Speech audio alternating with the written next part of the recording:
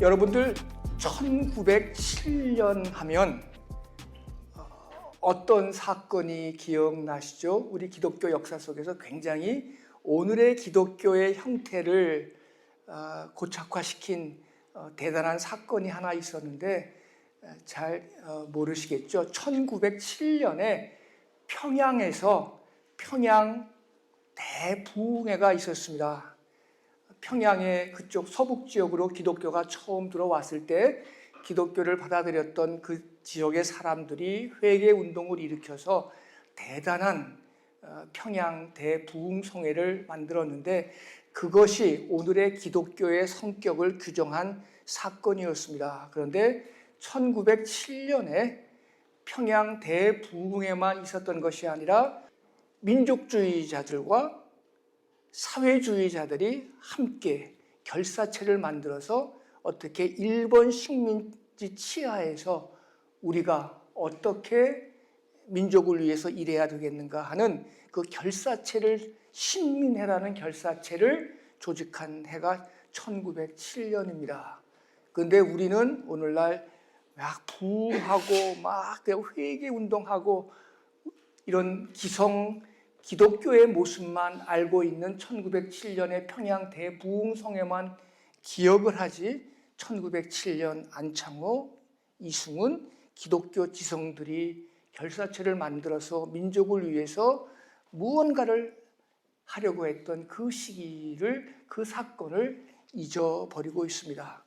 그 1907년의 신민회가 그로부터 20년이 지나서 1927년에 신간회로 바뀌면서 이제 본격적으로 기독교인들과 민족주의자들과 사회주의자들이 함께 힘을 합쳐서 특별히 상동교회라고 하는 그 지역에서 이승만, 안창호 모든 분들이 같이 함께 힘을 합쳐서 우리 민족을 위한 일들을 계획하던 그런 사건들로 이어집니다. 그런 흐름도 우리 기독교의 일면인데 그런 기독교의 흐름은 잊혀지고 망각되고 배척되고 그래 왔죠.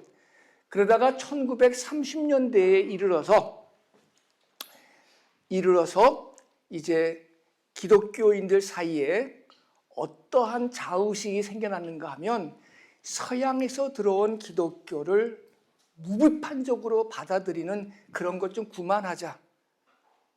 그래서 뭔가 주체적인 기독교가 돼보자 라고 하는 그런 노력들을 하게 되고 그런 흐름이 이런 몇 가지의 명제로 나타납니다.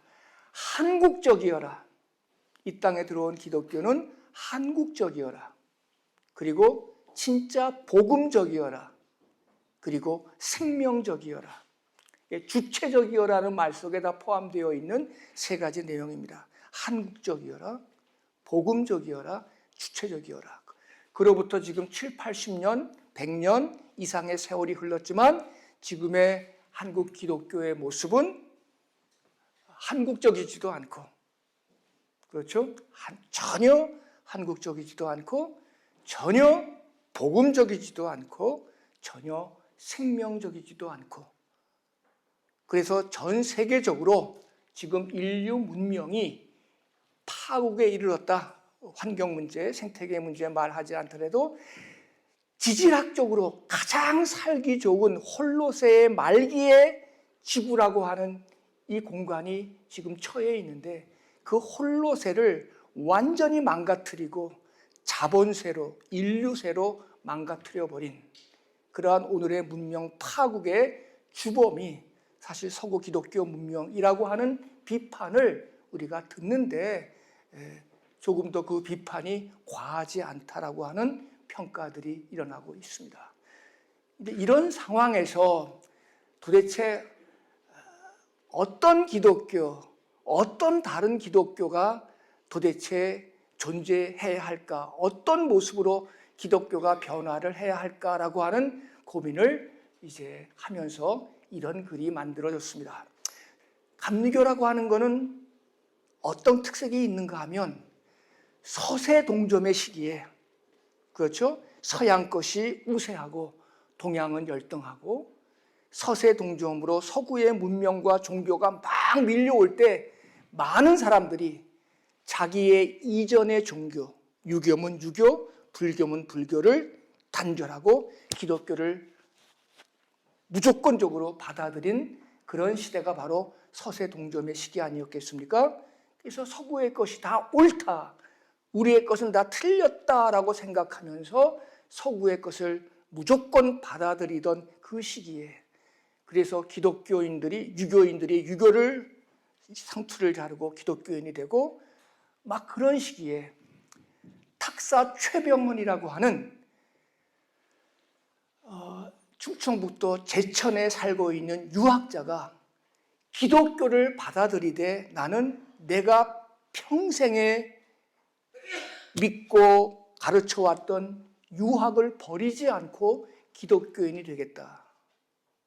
이런 자기의 과거를 단절하거나 부정하지 않고 자기의 과거를 긍정한 채 기독교를 수용하고 받아들이는 그분이 우리 감리교회가 자랑하는, 지금은 자랑할 것도 없는 정동교회의 초대 한국인 목사가 된 겁니다. 그래서 그분은 그때 서양 지천 즉 동양 지천이다, 서양의 하늘이 따로 있고 동양의 하늘이 따로 있는 게 아니라 서양의 하늘이 곧 동양의 하늘이고 동양의 하늘이 곧 서양의 하늘이다, 이렇게 생각하면서 자기가 평생 갖고 있던 유교적인 가치체계와 자기가 새롭게 받아들인 기독교를 부정하지 않고 함께 연결지어 사유했던 그런 분이 감리교신학대학 초창기에 존재했습니다. 그것이 여타 다른 신학, 교파의 신학과 감리교의 신학이 다른 일면입니다. 그로 인해서, 그로부터 시작돼서 이후로 우리 한국 기독교의 모습들은 이제 예수가 모든 것 중에 모든 것이고 우리의 문화, 우리의 종교는 다 부정하던 당시에 그 흐름 속에서 정경옥이라고 하는 우리나라의 최초의 유학한 신학자라고 하는 분이, 이분은 전라도 진도 출신인데 그분은 이렇게 말합니다. 기독교라고 하는 특별 계시를 인정한다고 해서 유불선과 같은 일반 종교를 부정할 이유가 없다. 특별 계시는 특별 계시대로 중요하지만 유불선이라고 하는 이런 종교를 우리가 특별 계시의 이름으로 부정하고 정죄하고 틀렸다고 이렇게 말할 이유가 없다라고 말씀하시면서 탁사 최병헌의 정신을 이어가는 흐름을 만들어냈죠. 그 이후의 세대가 바로 저의 직계 선생님들 세대인데 다 돌아가셨죠. 연세대학교에 가르치던 유동식 교수님은 무속과 기독교의 관계를 평생 연구하신 분이죠. 풍류사상을 연구하시면서 그런 이야기를 하셨고, 그리고 윤성범이라고 하는 우리나라에서 최초로 칸트의 순수이성 비판을 번역하신 윤성범 선생님은 유학과 기독교의 대화를 통해서 효의 신학 혹은 성의 신학, 이런 신학을 전개하셨고, 저의 바로 직계 선생님인 변선환 선생님은 불교에도 구원이 있다라는 말을 하심으로 인해서 출교를 당하셨지만 불교와 기독교의 대화를 하셨던 이런 전통이 제가 몸담았던 감리교 신학대학의 흐름입니다. 다른 여타 신학교와는 구별되는 신학적인 흐름을 갖고 있죠. 그래서 이런 신학적인 흐름을 일컬어 토착화 신학이라고 말합니다. 서양에서 씨앗이 들어오면 그 씨앗은 우리의 풍토에 의해서 서양에서 꽃피는 꽃과는 다른 색깔의 꽃이 이 땅에서 피어날 수 있다. 왜? 풍토가 다르면, 같은 씨앗이라도 풍토가 다르면 다른 색깔의, 다른 향의 꽃을 피울 수 있다. 서양의 기독교와 우리 이 땅에 들어온 기독교가 똑같을 이유가 없다라고 이야기하면서 우리의 주체성을 강조하는 그런 흐름 속에서 이제 신학의 독창성을 만들어낸, 그래서 여타 교단으로부터 많은 비판도 받았고 질책도 받았고 심지어는 어느 한 선생님이 또 출교당하는 어려움도 있었지만 그런 분위기 속에서 저는 자라왔고, 그런데 이제 그 흐름 속에서 저는 우리 선생님들 사이에서 이제 어떤 흐름까지 만들어졌는가 하면, 오늘 이제 이 개벽이라고 하는 이야기를 말씀드리기 위해서 이야기의 전사를 전하는 것이죠. 이제 서양의 기독교가 이 땅에 들어오려면 아시아의 종교성과 아시아의 민중성의 세례를 받고 들어와야 한다. 서양의 기독교가 그냥 그대로 들어와서 그냥 서양식으로 군림해서는 안 된다. 서양의 기독교가 이 땅에 들어오려면 이 땅에는 유불선이라고 하는 정말 기나긴 세월 다져지고 우리에게 체화된 유불선의 영성이 있지 않느냐, 종교성이 있지 않느냐, 그 종교성과 그리고 이 땅의 민중성, 수탈당하고 고통당하고 빼앗기고 그렇게 살아왔던 그 민중의 민중성, 종교성과 민중성의 세례를 받고 이 땅에 들어와야 그 기독교가 이 땅의 기독교가 되는 것이지, 그 종교성과 그 민중성을 무시하고 저 화려한 기독교, 서구의 기독교, 그리고 서구의 종교성을 그대로 이 땅에 이식하면 안 된다. 이런 이야기까지 전개되었습니다. 이런 상황에서, 이런 현실에서 제가 이제 저희 그런 선생님들의 흐름을 이어받아서 이제 제가 저 나름대로 저의 세대에서 제가 작업한 이야기를 이제 오늘 말씀을 드리려고 하는 것인데, 이제 이런 이야기들이 기독교 안에서만 이야기되는 게 아니라 기독교 신학자들의 고유한 이야기가 아니라 기독교 바깥에 있는 종교학자들, 종교철학자들, 이런 사람들의 이야기와 아주 밀접하게 만나게 되었습니다. 종교학자로서 가장 유명한 분으로 알려져 있는 서울대학교 정진홍 교수라는 분이 계시죠. 아마 유명한 분이시죠. 정진홍 교수님은 이렇게 말합니다. 기독교가 이 땅에 들어와서 선교한 게 아니라 우리 민족의 기본적인 종교성이 서구 기독교를 수용한 것이다. 지금까지 서구 기독교가 선교의 주체로서, 타자로서 이 땅에 복음을 가져다 준 수혜자요, 매개자로서 그렇게 이해했지만 종교학자 눈에는 그것이 아니라 우리 민족의 기본적인 종교 이념이 서구 기독교를 받아들인 것이다. 그런데 우리 민족의 종교성이 서구 기독교가 기독교답지 못할 때 그 종교를 배척할 수도 있다. 받아들이지 않을 수도 있다라고 말합니다. 그래서 그분이 말하는 우리 민족의 기본적인 종교적인 기초 이념을 그분은 두 가지로 들어요. 하나는 하늘 경험과 힘지향성. 하늘 경험과 힘지향성이라는 말이죠. 우리 민족 속에는 본래 아이쿠 하나님, 환인이라는 말도 사실은 하늘이라는 경험 말의 그 당시 표현이거든요. 우리 민족에게서 하늘, 이 경험이라고 하는 것은 우리의 일상사에서 한 번도 분리시켜 생각할 수 없을 만큼 우리 일상사와 관계되는 그런 하늘에 대한 경험들을 우리 민족이 기초 이념으로 가지고 있다는 거죠. 그런데 이 땅에 불교가 들어와서 그 하늘 개념의 미토스, 신화의 개념을 덧붙였죠. 그래서 불교는 사실은 어마어마한 세계관을 갖고 있는 거죠. 경이라고 하는 숫자도 인도 불교에서 나온 거죠. 조경, 어마어마한 셀 수 없는 숫자도 인도에서부터 비롯한.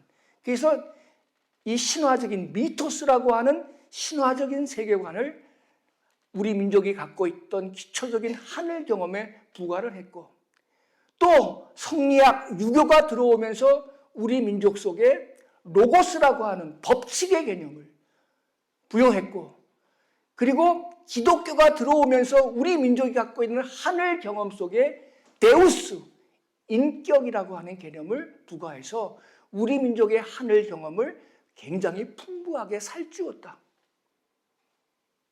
그 하늘 경험 위에 때로는 미토스, 때로는 로고스, 때로는 데우스 개념이.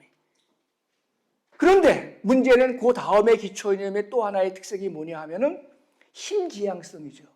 그 종교가 그 종교의 본래적인 역할을 잘하면 우리 민족의 기초이념은 미토스의 개념에 더 힘을 주고 불교가 왕성했고, 그러나 그 종교가 그 본래적인 사명과 역할에 어긋나게 활동하면 그 개념을 버리고 새로운 개념을 받아들여서 그 개념을 살찌워서 한때는 유학의 나라로 만들었고, 그 유학이 또 잘못되고 어긋장 놓고 하니까 새로 서세 동점의 시기에 새롭게 들어온 데우스의 기독교의 세계관을 받아들여서 기독교를 풍성하게 만들었던 것이 지금까지의 100여 년의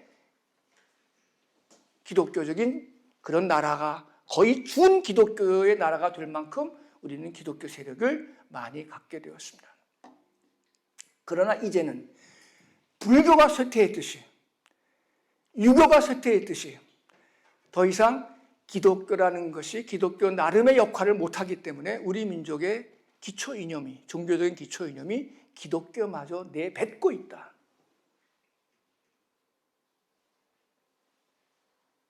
그럼에도 불구하고 오늘 지금의 시기는 바로 우리 민족의 기초 이념이 기독교라고 하는 이 데우스, 이 개념조차 지금 버리고 있다. 왜? 기독교가 복음적이지도 않고 생명적이지도 않고 한국적이지도 않은 그런 모습으로 이 땅에 존재하기 때문에 대기업처럼 존재하기도 했고 무슨 세습체제처럼 존재하기도 했고 이렇게 존재하니 우리 민족의 기초이념이 너 필요 없다고 지금 내던지는 꼴이 되어버리고 말았다. 그럼에도 불구하고 우리 민족의 하늘 경험 속에는 미토스라는 한 층도 생겼고 네우스라고 하는 한 층도 생겼고 로고스라고 하는 한 층도 생겨났다. 우리 민족의 종교적인 그런 배경이다. 이것이 바로 종교학자 정진홍 선생님의 생각이죠. 이런 생각을 받아서 돌아가신 황피로 교수님이라고 한때 또 장안을 떠들썩하게 만들었던 황피로 선생님은 이렇게 말합니다. 우리는 어떤 종교를 받아들일 때 우리는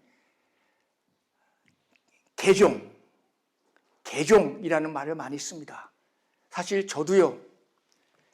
저희 아버님은 제사를 지내면서 자신의 불효 막급함을 울면서 제사상에 엎드렸던 분이시고요. 저희 어머니는 7월 7석이 되면 하얀 옷을 입으시고 견우직녀가 만나는 날 장독대에 맑은 물을 떠넣으시고 비시면서 아들 잘 되게 기도하는 그런 어머니셨습니다. 그런 제가 부모님을 속이고 몰래 신학대학에 간 거 아니겠습니까? 서울에 있는 모 대학에 간다고 하면서 제가 신학대학에 갔었거든요. 그때 저는 제가 개종한 줄 알았어요. 근데 제 속에서 그런 배경 없이 그냥 기독교 집안의 목사 아들로 태어나서 장로 아들로 태어나서 그것밖에 모르고 살던 그 내 동료들과 나는 같은 신학교에 적을 두고 있지만 같아질 수가 없더라고요. 내 부모의 그 정신세계, 그 종교세계, 그 상징세계, 그 가치세계를 내가 부정하고서 기독교인 되는 게 너무 불편해서 저는 그 길을 그들처럼 똑같은 길을 갈 수가 없었어요. 그래서 신학교 내 괜히 왔네, 큰일 났네, 다시 도망가야 되겠네, 별별 생각을 다 하다가 그때 만난 분이 변선한 선생님이셨어요. 그가 말합니다. 내가 가진 그 종교적인 유산은 너를 더 큰 기독교인으로 만들어 갈 거니까 고민하지 말고 그 틀을 더 발전시켜라. 더 고민해라. 그래서 학교를 그만두려던 찰나에 그분을 만나 제가 신학을 오늘 이 시간까지 벌써 신학을 공부한 지가 50년 됐네요. 그렇게 됐습니다. 그래서 황필호 선생은 서양의 기독교는 겉과 속이 똑같이 빨간 도마도와 같은 기독교인들이라면 우리 동양의 기독교인들은 겉은 빨갈지라도 속은 하얀 사과와 같은 기독교인들이다. 우리의 무엇이까지 기독교가 점령하기 어렵다. 우리의 무의식 속에는, 우리의 깊은 심층 속에는 흑백의 논리로 잴 수 없는 깊은 유산과 잔재들이 우리 속에 남아있는 것이다. 그래서 황필호 선생님은 가종이라는 말을 썼습니다. 더할 가짜, 리벌전이 아니라 어드벌전이라고. 과거를 부정하고 흑백 논리로 끊어내고 새로운 것을 만드는 그런 개종이라고 하는 것은 우리 아시아적인 상황에서는 불가능하다. 우리는 우리 속에 우리의 옛 전통을 축적하면서 기독교인이 된 그러한 가종, 더할 가짜의 여러 종교적인 체험들이 더해지는 그런 형태로 우리는 존재한다. 가종이다. 그런데 이 말이 더 성서적이고 더 바른 말이에요.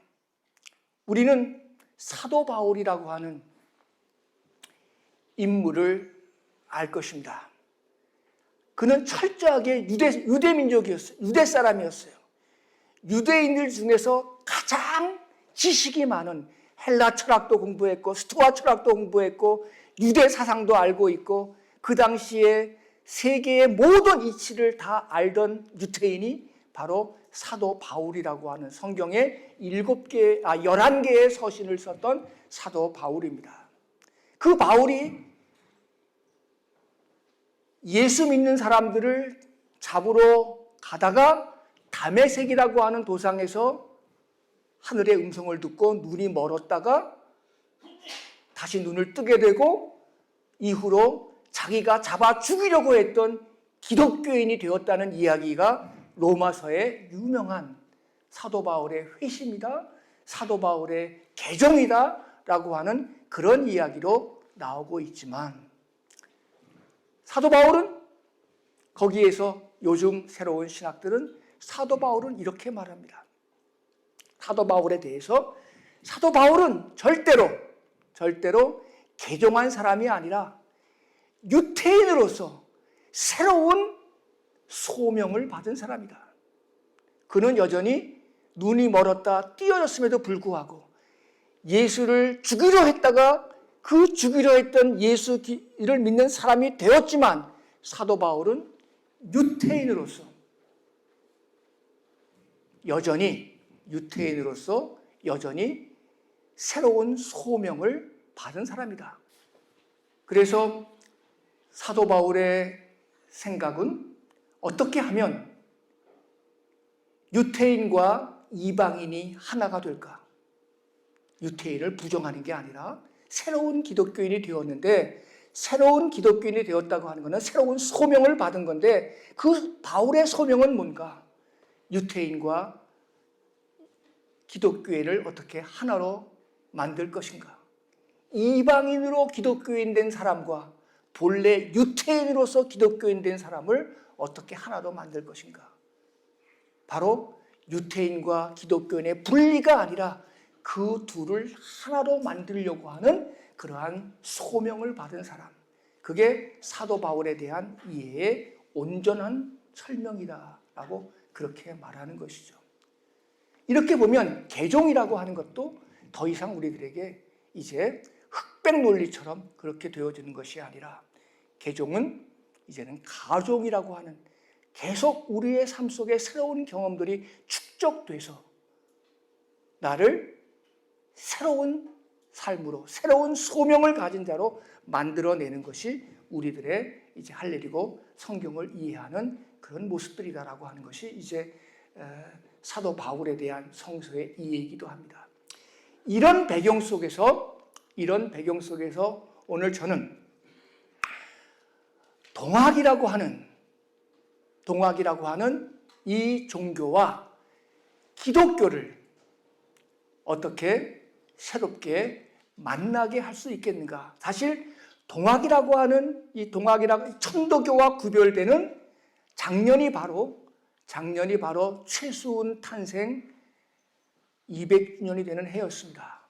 지금 바로 옆 동네 경주에서는 아펙이라고 하는 어마어마한 21개국이 모여서 어마어마한 이제 경제 문제를 논하는 그러한 우리 민족의 또 생사가 달려있는 그러한 결정을 하는 그런 곳인데, 사실 경주가 금관으로 대별되는 천년의 고도이기만 한 것이 아니라 수훈 최치원이 그곳에서 서구의 침략 세력들이 다 사라지고 새로운 비단길이 깔리는 그러한 새로운 세상이 도래하는 그런 세상을 노래했던 곳이 바로 경주이기도 합니다.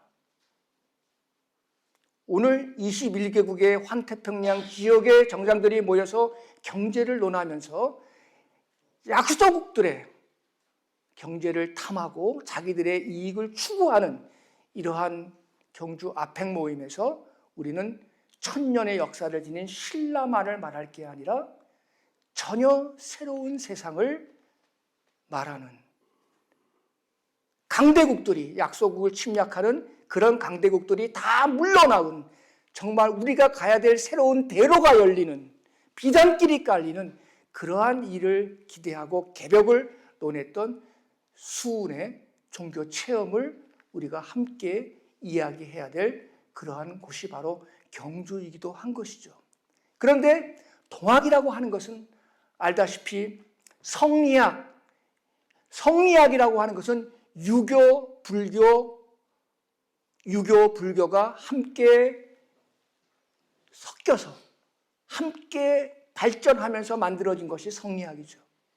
공자의 도에, 불교의 이학이 더해졌고 노장의 기철학이 접해져서 사실은 동학의 배경이 되었고, 그 동학이 서학의 출현에 자극을 받고 서학의 출현에 응전하기 위해서 동학이라는 이름을 가지면서 태어난 것이 바로 수훈 최재우의 동학 사상입니다. 그러고 보면 동학이라고 하는 것은 유불선 하면 이 동아시아 지역의 종교의 모든 엑기스가 다 담겨져 있는 것이 성리학 아니겠습니까?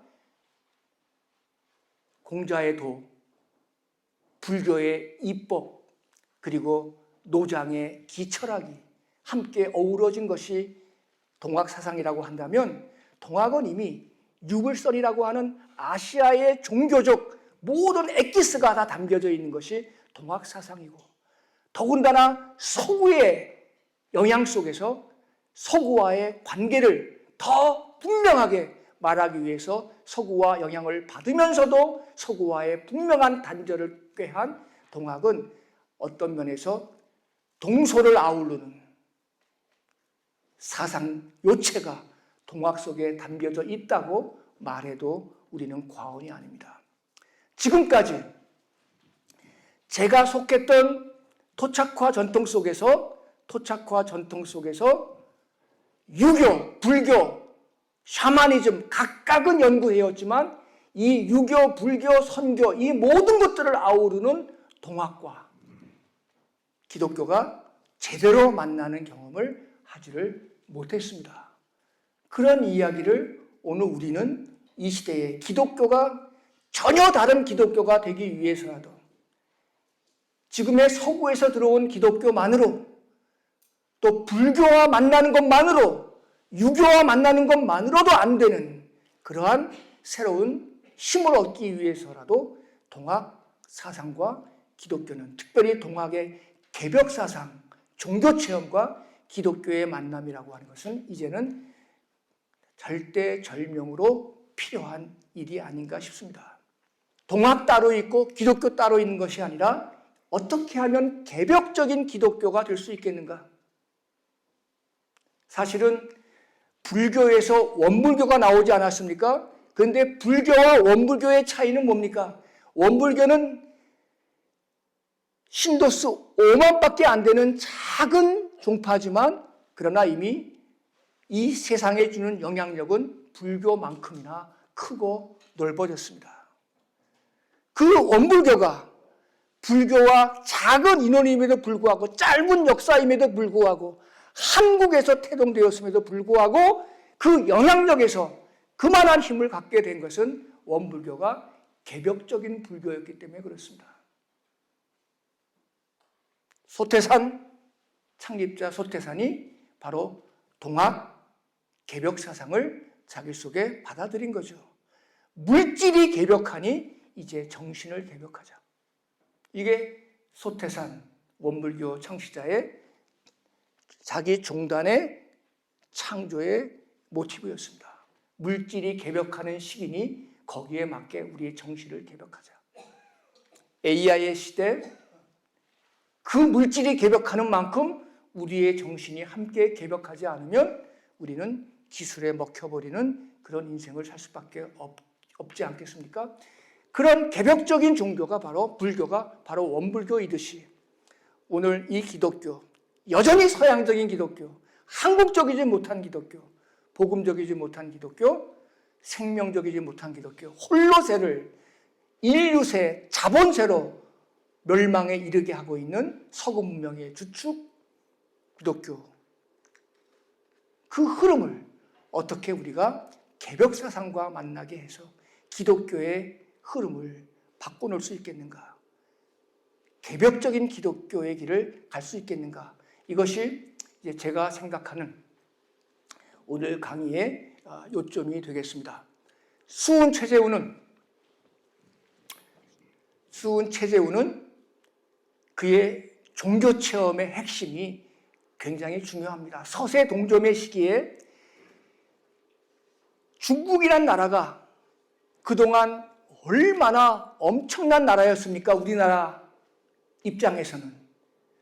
왕조를 달리해서 2000년, 3000년 동안을 우리 민족과 더불어 운명 공동체처럼 엮여서 우리 민족을 힘들게 하고 우리 민족에게 정말 억압을 주었던 그런 중국이었는데 그 중국이 하루아침에 무너지는 경험을 수은 최재우는 합니다. 중국이 무너진다? 그거는 세상이 무너지는 것과 마찬가지죠. 당시로서는. 중국이 무너지는 현실을 똑똑히 봤습니다. 그 자리를 대신해서 서양이, 서구의 문명이 쇄도하는 현실을 봤는데 그 중심에 서구 기독교가 있다는 사실을 수우는 너무도 분명히 알았습니다. 그런데 서구의 기독교는 자기들의 선교를 위해서 함대를 가져오고 군대를 가져오고 영토를 빼앗고 자원을 앗아가는 너무나 자기밖에 모르는 각자 위심의 종교라 자기를 위하는 종교라고 하는 사실을 또 보았습니다. 기독교가 사랑의 종교인 것 같았지만 구원의 종교인 것 같았지만 사실은 아시아의 것을 약소국의 것을 빼앗아가는 자기의 배를 불리는 각자 위심의 종교, 자기만을 위하는 그런 종교인 것을 수우는 또 알게 됩니다.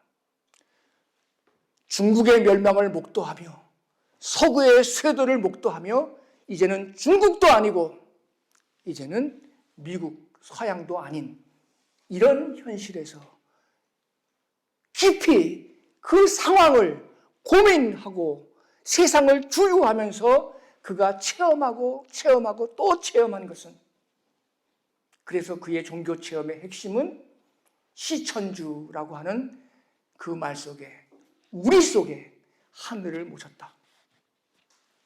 우리 속에 하늘을 모셨다 라고 하는 시천주 체험인데, 시천주 체험에 세 가지의 특성이 있죠. 하나는 내유신령, 내 안에 거룩한 영이 깃들어 있다.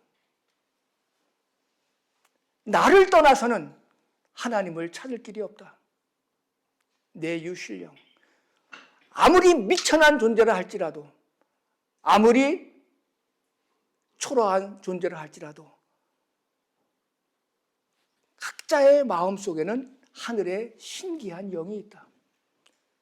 지금까지 조선조 성리학은 우리 모두가 이런 하늘의 영험한 기운을, 우리 존재가 하늘이라고 하는 사실을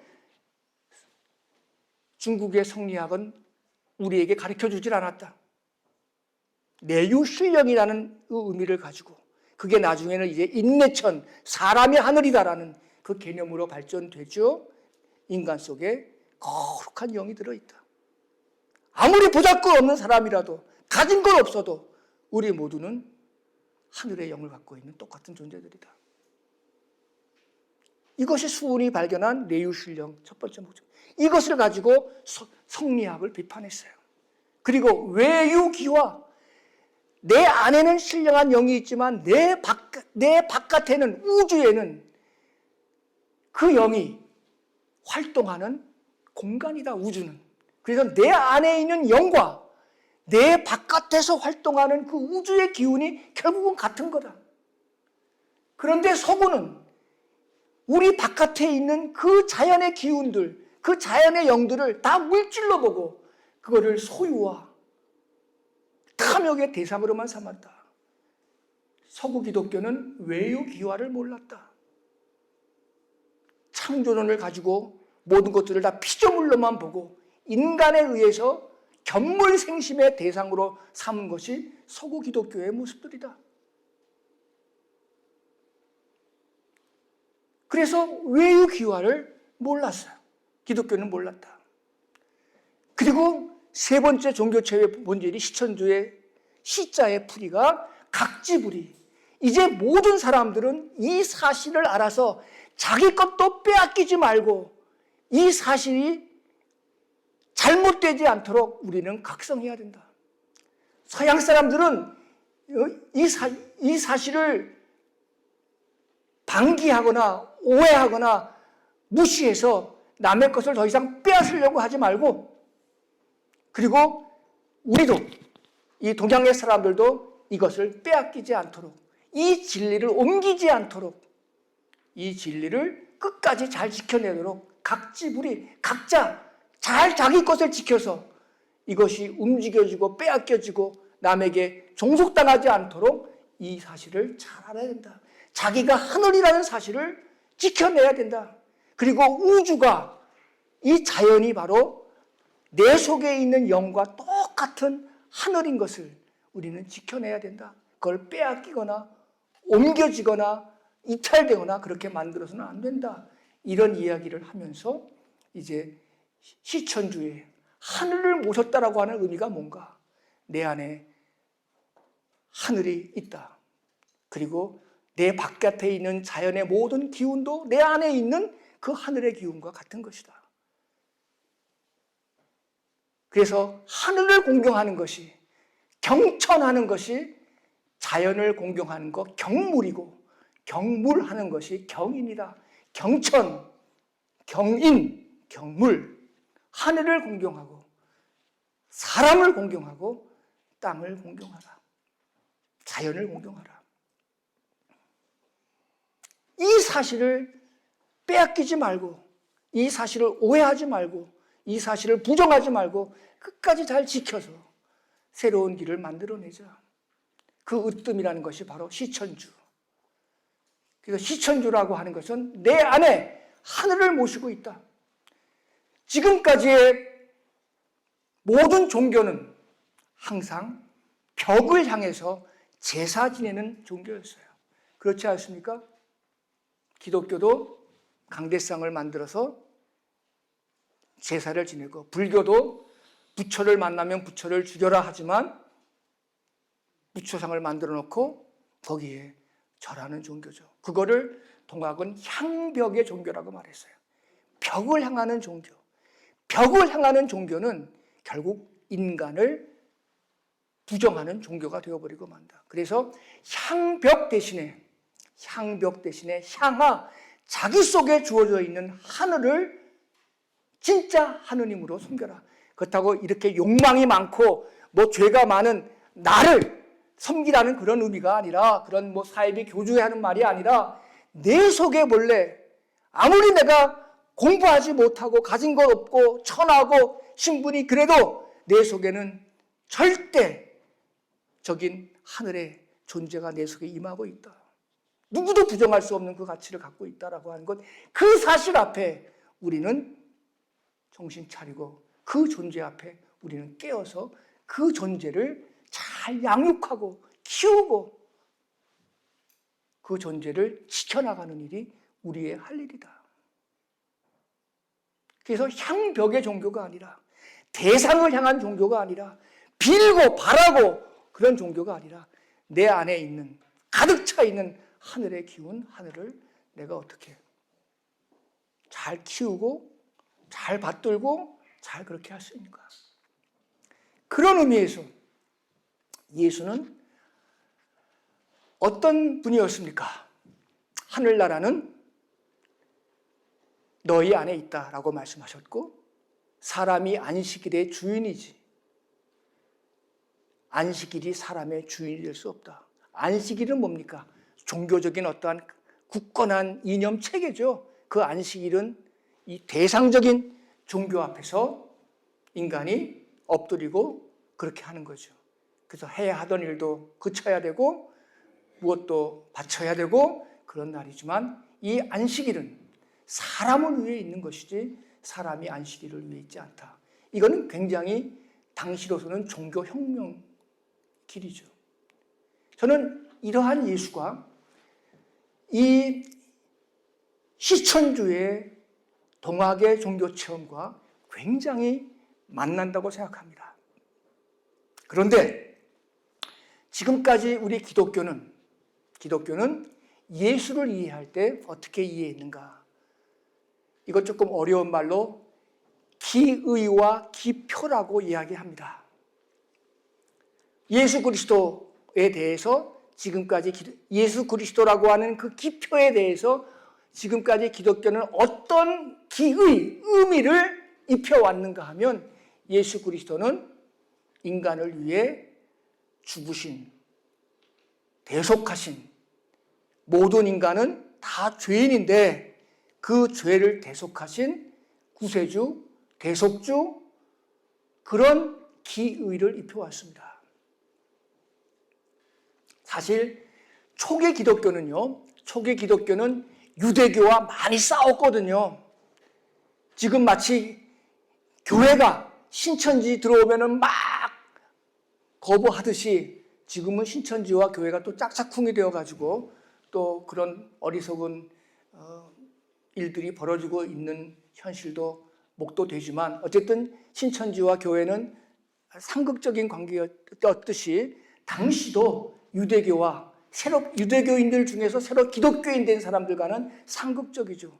기독교인은 어떻게 하든지 유대교 회당에 가서 그 회당 사람들을 기독교인으로 만들려고 길을 썼고, 회당에 있는 유대인들은 그 기독교인들이 회당에 들어오지 못하도록 막으려고 애를 썼고, 그런 것이 사실은 성경의 사복음서에 이미 다 나와 있는 이야기들이거든요. 이렇게 상극적인 관계. 그래서 초기 기독교는 유대교를 부정했고, 그 유대교 사람들이 믿고 있고 갖고 있는 구약 성경을 사실은 초대교회들은 부정했어요.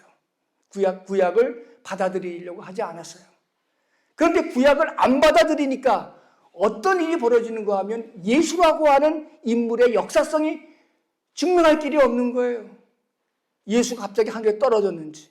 그래서 예수라고 하는 인물의 역사성을 찾기 위해서 궁여지책으로 다시 구약 성서와 관계를 맺기 시작을 했어요.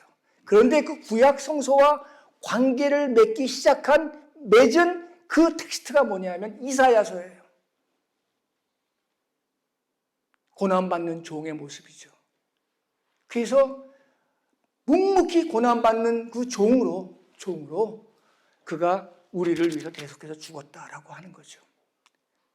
그 기일을 예수에게 입혀서 구약 성서와 그리고 예수와의 관계를 이렇게 엮어냈어요.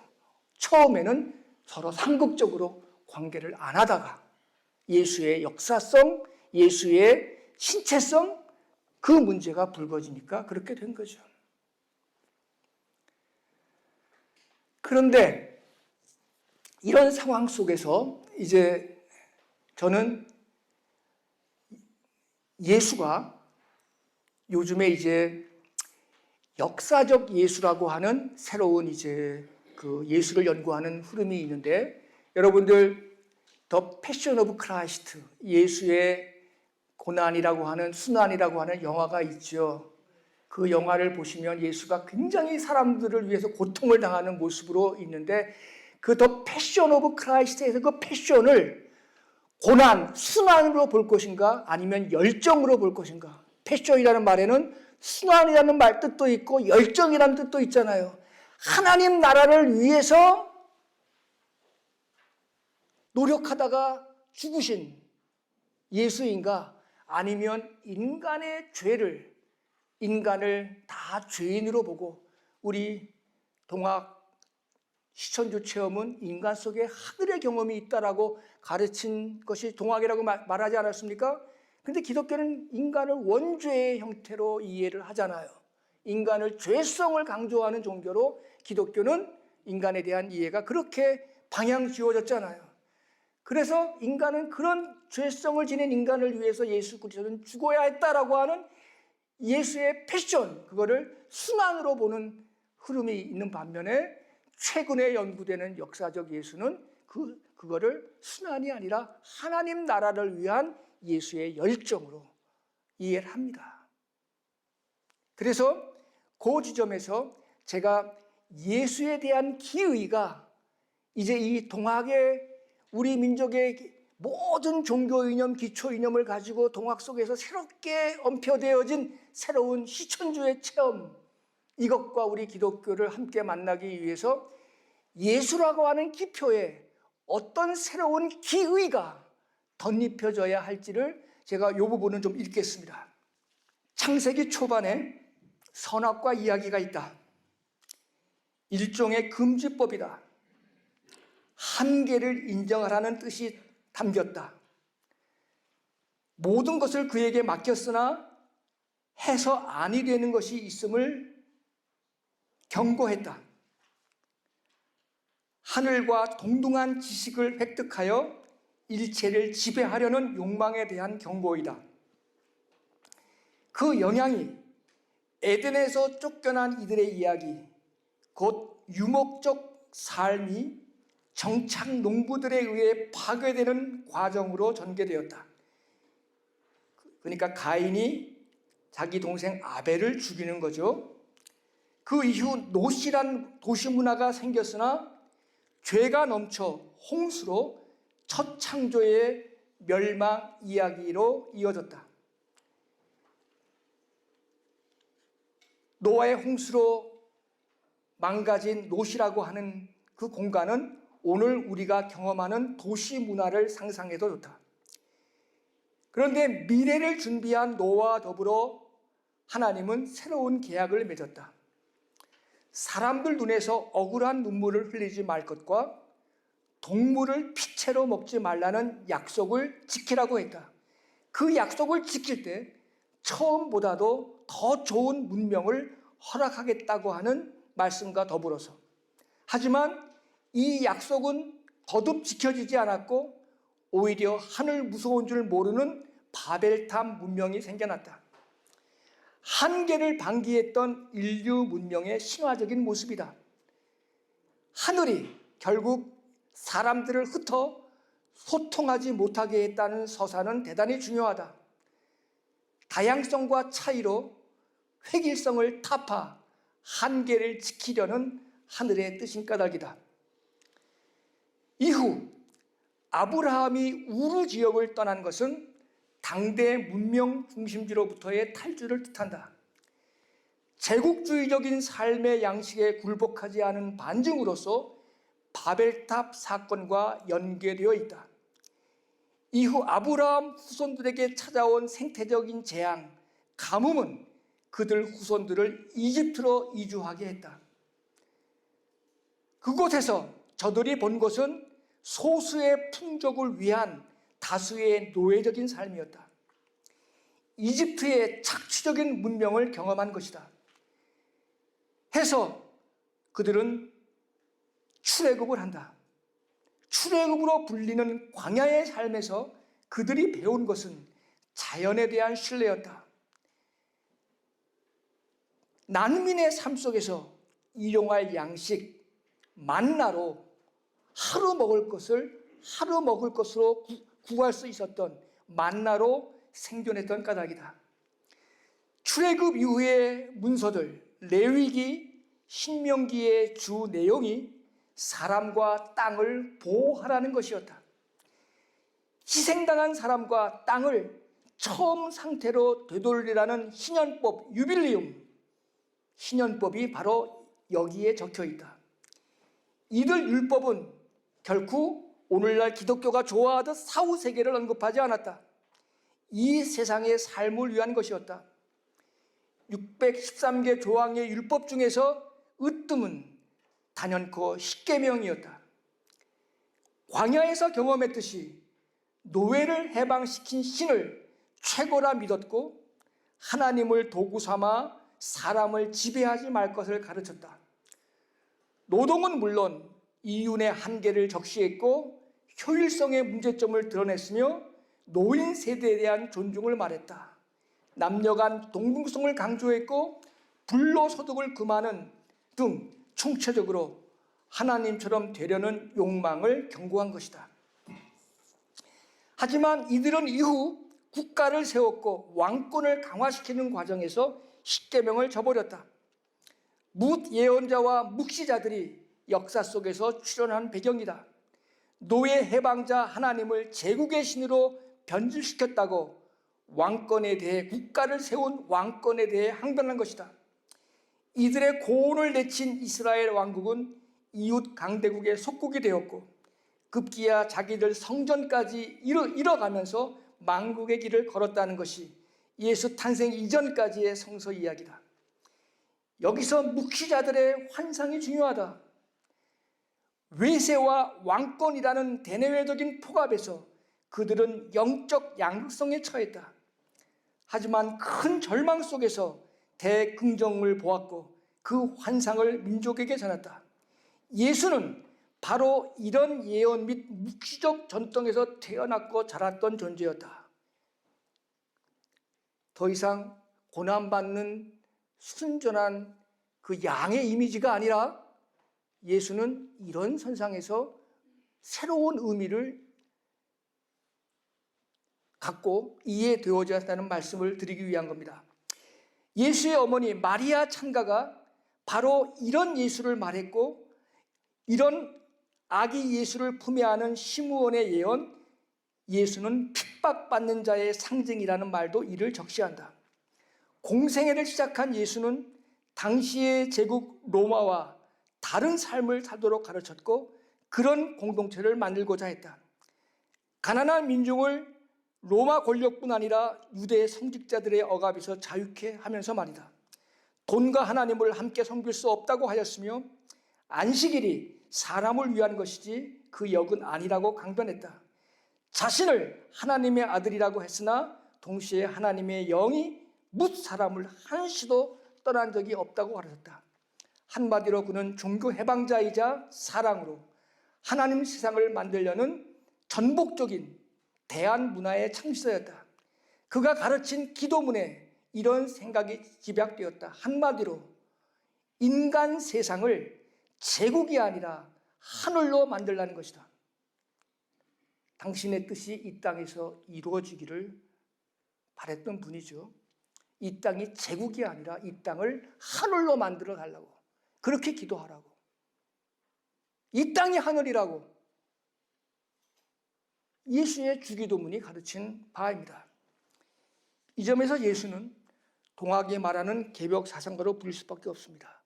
이런 선상에서 우리는 예수를 다시 이해해야 되고, 예수라고 하는 기표에 이런 기의가 입혀질 때 우리는 지금까지 알려진 탄력적이고 대속적이고 내세지향적인, 그리고 수동적인 그런 기독교상에서, 그리고 자기 욕심적인 그런 기독교로부터 자유롭게 될 수 있습니다.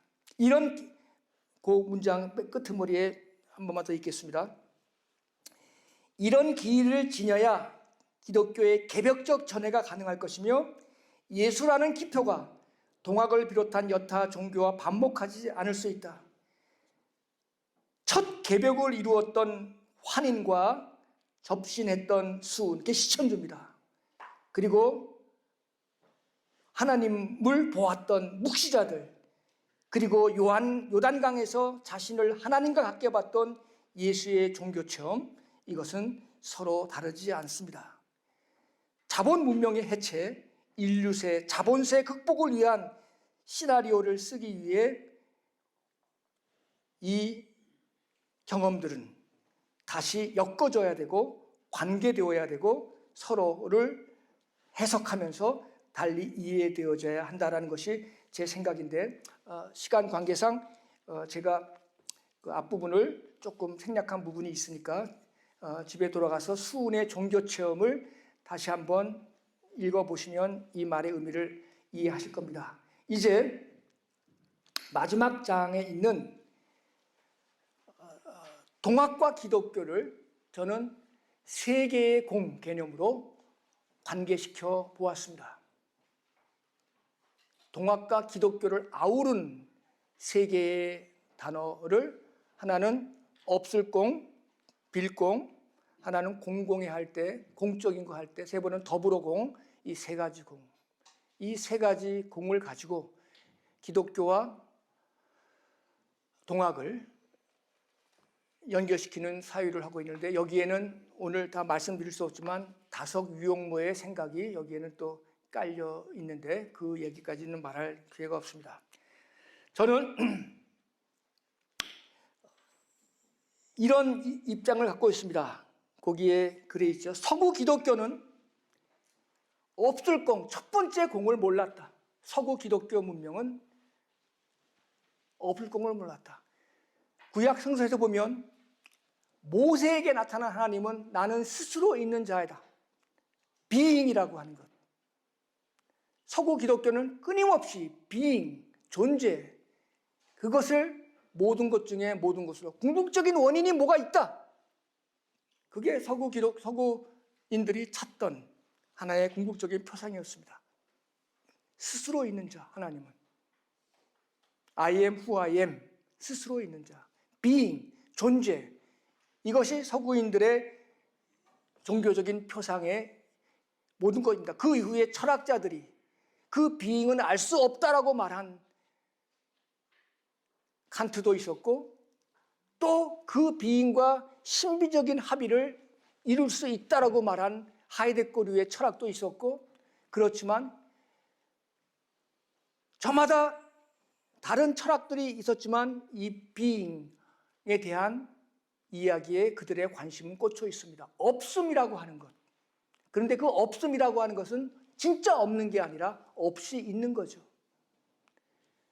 다석 유용모의 호가, 유용모의 호가 다석인데, 다석이라고 하는 호는 한문을 보시면은 저녁 석자가 세 개가 겹쳐 있지 않습니까? 그렇죠? 다석의 철학을 보통 밤의 철학자라고 말합니다. 밝은 대낮에는 우리가 모든 것을 다 보는 것 같지만, 그러나 그 밝은 대낮의 그 태양 때문에 우리는 정작 봐야 될 것을 못 보는 게 너무 많습니다. 그 태양을 우리가 한번 의식이라고 바꿔서 생각해 볼 수 있어요. 우리의 의식으로 모든 걸 다 알 수 있다고 말하지만 결국 우리의 의식으로 알 수 있는 것은 부분적이죠. 무의식이라는 말을 쓰지 않아도 우리의 의식이 알 수 있는 것은 제한적입니다. 그러나 그 밝은 태양이 사라지고 컴컴하게 될 때 비로소 드러나는 어마어마한 우주의 세계가 있지 않습니까? 그렇죠? 그 밝음이, 그 우리의 의식이 정말 봐야 될 더 크고 본질적인 것을 보지 못하게 하는 방해거리가 될 수 있다는 것, 다석이라는 사람의 호가 우리에게 알려줍니다. 컴컴할 때, 진공이 될 때, 진공 속에 정말 온전히 아무것도 없는 것 속에서 묘유, 온갖 신비한 것들이 다 드러난다는 진공 묘유가 그렇고, 또 태극이 무극이다라는 말이 그렇고, 있음이 없음이라는 말이 우리의 전통 속에서 나오던 이야기들입니다. 서양의 논리로는 A는 A이지 A는 A 아닌 것이 결코 될 수가 없습니다. 다석유형문은 하느님을 없이 있는 존재라고 말하죠. 없이 있는 존재. 없이 있다라는 말, 어려운 말이지만 하여간에 서구 기독교는 이 첫 공을 몰랐고 서구의 자본주의는 둘째 공, 공공으로 할 때, 오늘날에 이제 공공재 할 때 그런 거죠. 두 번째 공을 몰랐고 독점했고, 서구 민주주의는, 서구의 대의민주주의는 세 번째 공을 파괴시켰다. 제가 오늘의 기독교의 현실과 그리고 동학이 당시 서구 문명을 바라보고 중국 문명을 비판하던 그 시각과 중첩시켜 그들의 종교 체험과 그리고 예수에게 새로운 기를 입힌 그런 기독교, 그리고 동학의 시천주 체험과 예수의 체험을 맞물리면서 만나게 했던 세계 개념이 바로 공공공인데, 서구 기독교는 첫 공을 몰랐고 서구 자본주의 경제는 둘째 공을 독점했고, 그리고 서구의 정치인은 마지막 공을 파괴했다라고 하는 것이 저의 생각입니다. 저는 이 세 공의 개념을 가지고 민중해방, 종교해방, 그리고 문명해방의 길이 가능해질 수 있으면 좋겠다. 그것이 개벽 종교의 길이다. 이 다차원적인 하늘 경험을 가지고 동서양을 아우르는 이 개벽 기독교의 힘, 개벽 사상과 만나는 기독교의 힘을 가지고 이 세계의 공을 회복한 기독교의 힘을 가지고 한번 민중해방, 종교해방, 문명해방의 길이 가능할 수 있지 않을까 하는 생각을 감히 해봅니다.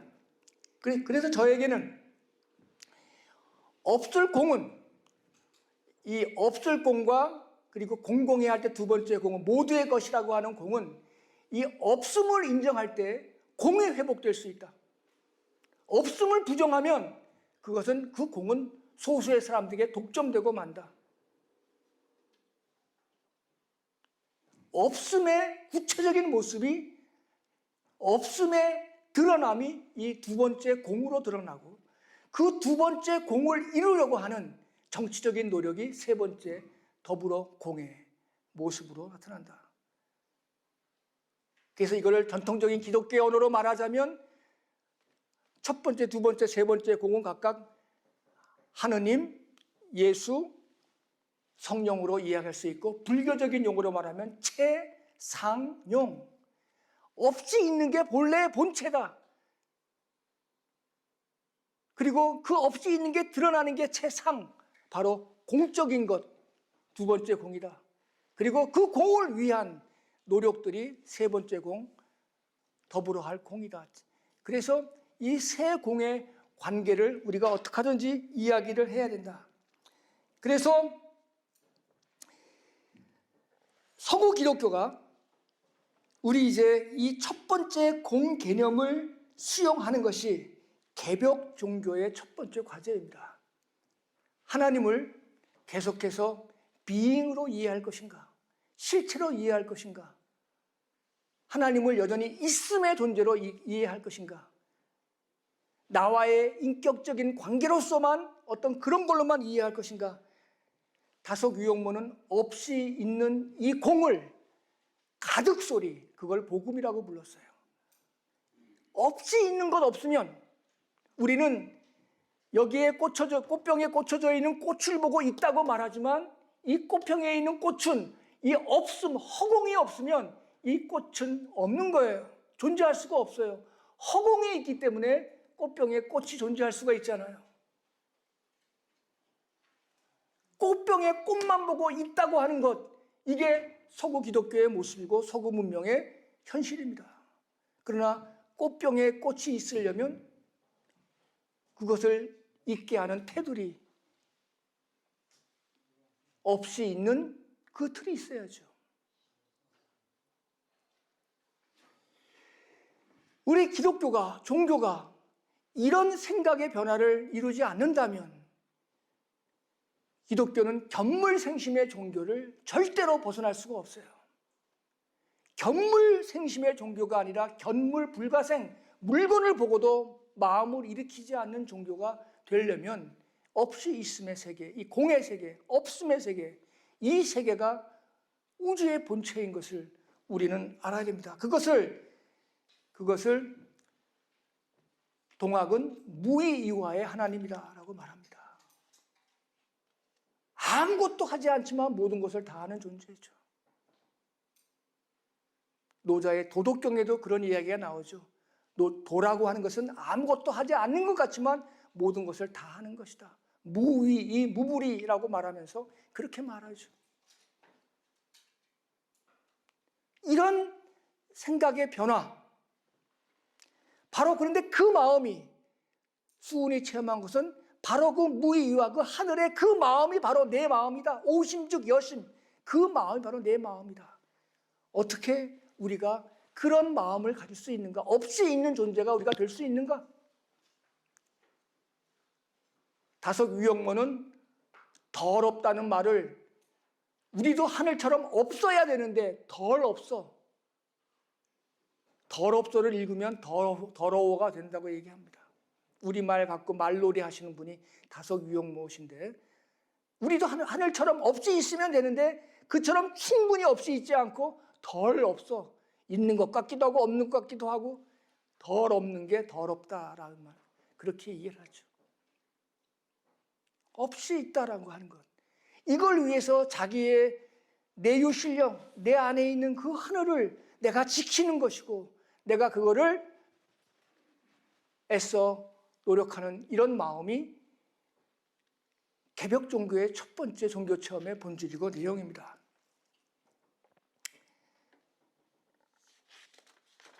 우리가 두 번째 공은 지금 다 아시는 대로 서구 자본주의는 16, 17세기 엔클로저 운동 이후로 하늘도 바다도 유전자도 종자도 모든 것 다 이 공적인 것을 다 파괴하고 다 사적인 것으로 만들어 버렸죠. 그렇죠? 바다도 이 공유지라고 하는 개념을 자본주의는 다 해체시켜 버렸어요. 이제 공유지는 없어요. 다 자기들의 사사화 시키는 것이 이제 이 자본주의의 특징이죠. 이 공의 파괴가 서구 자본주의의 한계입니다. 공의 파괴. 다 사사화 시켜버리고 말았어요. 가진 자들이, 1세기 사람들이 다 가지고 말았어요. 지금 이제 탈석탄, 탈석유를 위해서 새로운 자원이 필요한데 그 자원을 개발하기 위해서 콩고라든가 칠레라든가 아르헨티나라든가 그런 나라들의 파괴는 정말 상상 불허할 정도로 더 많이 파괴되고 있습니다.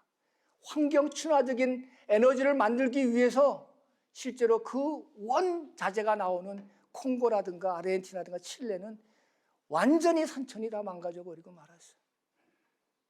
그들의 것이 아니죠. 자본에 속해 있는 거죠.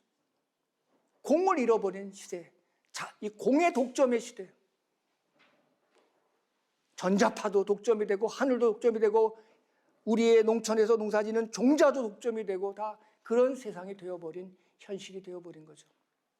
그런데 보십시오. 인간, 공간, 시간, 시간은 때 사이, 공간은 터 사이, 인간은 사람 사이죠. 인간, 공간, 시간은 다 사이 존재들입니다. 어떤 것도 실체가 아니에요. 누가 독점할 수 있는 것이 아니에요. 그 없이 있는 첫 번째 공의 기독교 말로 인카네이션, 육화가 두 번째 바로 공이에요. 공의 파괴는 첫 번째 공을 망각하거나 첫 번째 공을 잃어버렸기 때문에 오는 오늘 우리들의 결과들이에요. 사이 존재인 인간을 다 실체로 보고 시간도 파괴하고 공간도 파괴하고 인간도 파괴하는 이런 현실이 오늘 두 번째 공을 망가뜨리는 현실이 되어버리고 말았습니다. 수은의 종교 체험이 각자부리, 절대로 빼앗기거나 옮겨져서는 안 되는 진리가 막 옮겨지고 있는 거예요. 각지부리, 옮겨져서는 안 돼요. 이 진리는 세상을 유지하게 하는 원리들인데 이 진리들이 막 움직여지고 빼앗기고 수탈당하고 이런 현실을 지금 되어버리고 있는 거죠. 자본주의는 전 지구를 자본 축적을 위한 최적의 공간으로 만들어버렸습니다. 공을 독점한 것은 허공을 부정한 결과입니다.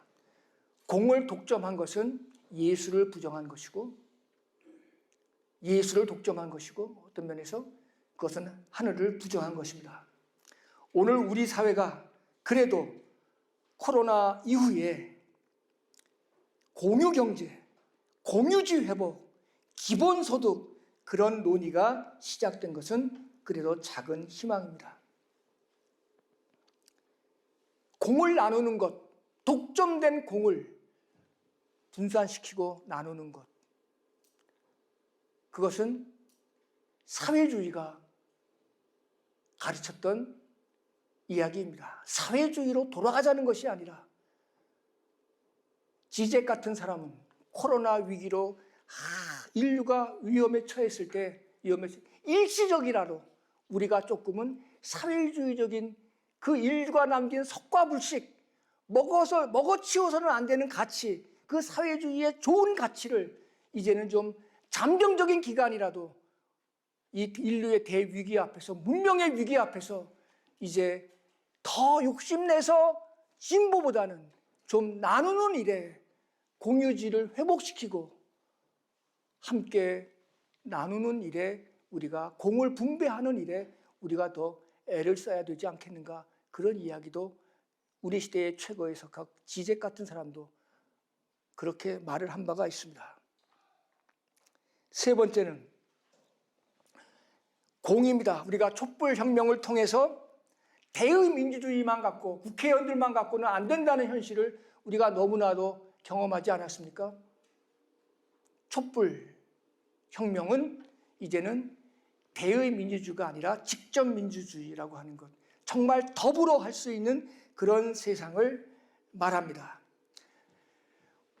막스 웨버라고 하는 사상가가 있는데 그 막스 웨버라고 하는 사상가는 유독 왜 개신교, 종교개혁 이후에 개신교 속에서 자본주의를 잉태했는가? 그걸 연구하는 사람이 막스 웨버라고 하는 종교사회학자였죠. 개신교는 오직 믿음의 종교로 사적 개인을 굉장히 중시했습니다. 사적 개인을. 이 사적 개인을 중시한 개신교의 신앙체계가 사유재산 제도를 강화시켰고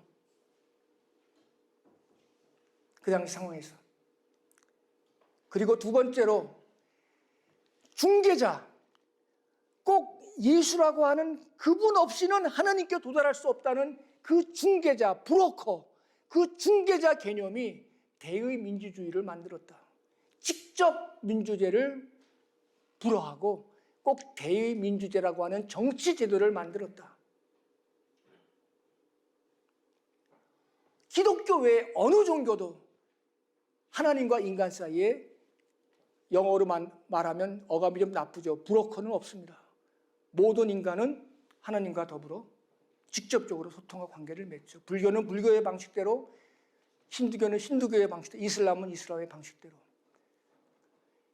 예수의 죽을 당시에 성전의 휘장이 치워져서 하느님과 인간을 가로막던 모든 장벽이 다 허물어졌음에도 불구하고 그 예수를 유일한 브로커로 중재자로 만들어버린 기독교는 사실은 근대 이후에 대의민주주의를 만든 정신적인 모태가 되었다는 것이 막스 베버의 경제를 보는 관점이고 정치를 보는 관점입니다. 그래서 사실은 대의민주주의는 이 더불어 할 세 번째 공의 의미를 파괴시켰습니다. 이 점에 비춰볼 때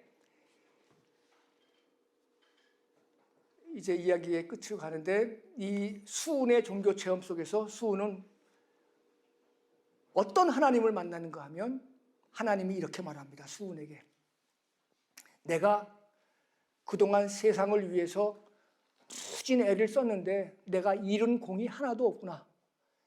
내가 이제 너를 만났으니 내가 너를 믿고 너와 함께 이제 새로운 꿈을 꿔보겠다.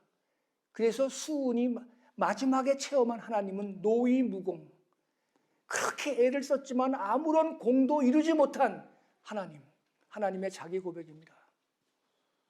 지금까지 우리 기독교는 하나님은 절대 전능한 자, 못할 게 없는 분으로 알았고, 그 절대 전능한 신의 개념이 인간의 절대성으로 이어졌고, 그 인간의 절대성이 결국 자연을 함부로 굴리고 약자를 함부로 대하는 그런 모습으로 전개된 것이 사실은 기독교의 어두운 역사인데, 수은이 만난 하나님은 노이무공. 기독교의 하나님이 이 세상을 지금 잘 만들고 있는 걸까요? 홀로세를 망가뜨린 이 기독교가 지금 잘하고 있는 걸까요? 나는 애를 썼는데 아무것도 못했구나. 공을 이루지 못했구나. 내가 이제 너를 만났으니 네가 좀 나와 함께 그 일을 하지 않을래? 노이무공의 하나님을 수은이 만납니다. 하나님과 인간이 서로 협력합니다.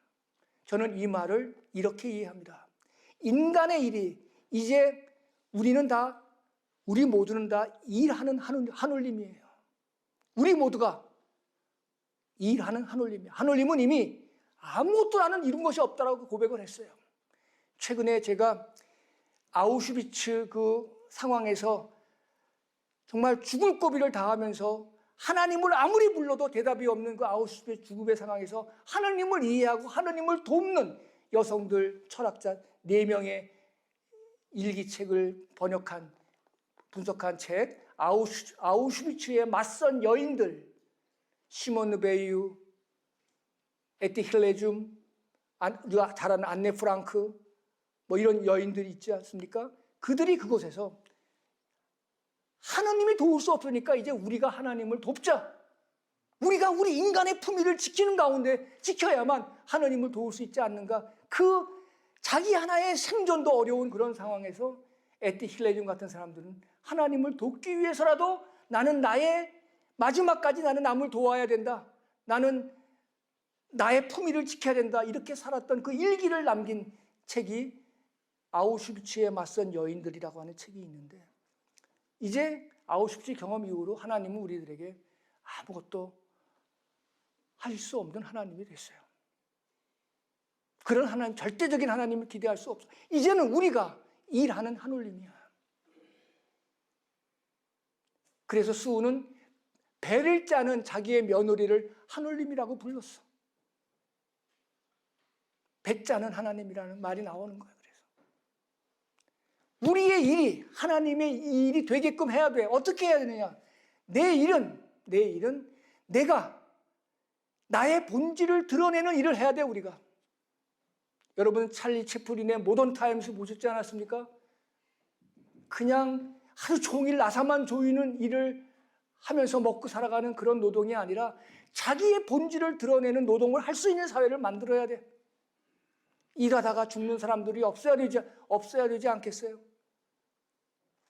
자기의 본질을 드러내는, 그리고 자기의 일이 공동체를 이롭게 하는, 그리고 자기의 일이 자연을 살리는 그런 일이 될 때 우리의 일은 하늘의 일이 되는 거예요.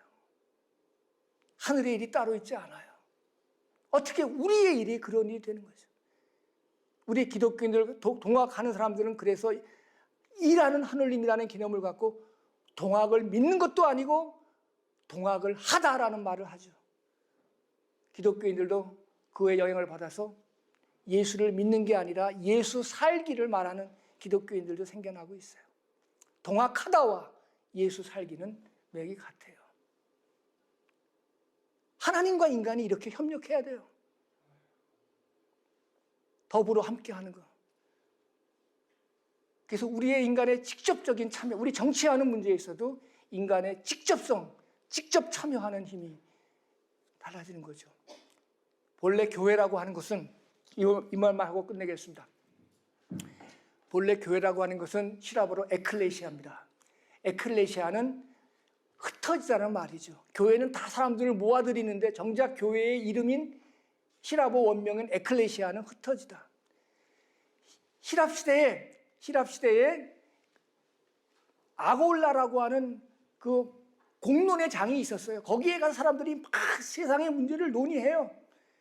논의하다가 그 논의하는 주제를 가지고 모이는 것이 교회였어요. 그러다가 그 논의에 대한 해답을 가지고 세상으로 다시 흩어지는 것, 그걸 일컬어 바울은 에클레시아라고 불렀어요. 예배만 드리고 자기 교회만 짓고 하는 게 교회가 아니라 공론의 장인 아고라 공론의 장에서 토론하다가 그 토론한 것을 가지고 들어와서 그 문제를 어떻게 우리는 풀어낼까, 거기에 대한 답을 가지고 다시 흩어지는 그 상태를 일컬어 바울은 에클레시아라고 불렀어요.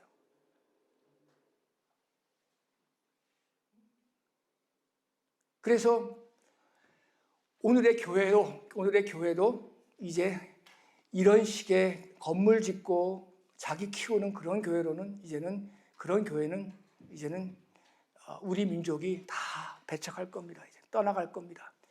그래서 말을 줄이겠습니다만은 어떻게 하든지 우리가 우리 민족의 기초 이념이 총직결되어서 우리 속에서 새롭게 태어난 새로운 접신 경험이죠. 시천조라는 게 하나님과 새롭게 만나서 읽었던 그런 종교 체험들을, 그 체험과 예수에게 종래와는 다른 기의를 입혀서 이해되어진 기독교는 이제 함께 만나서 기독교는 개벽적인 기독교로 탄생이 되면, 그래서 공공공의 실천을 할 수 있는 그런 기독교의 모습으로 바꿔주기를 소망해서, 때론 뜬구름 잡는 이야기인 것처럼 보이지만 그래도 저는 이 이야기를 의미 있다 생각해서 책으로도 썼고 오늘 여러분들에게 할 수 있는 한 설명해 보려고 애를 써봤습니다. 감사합니다.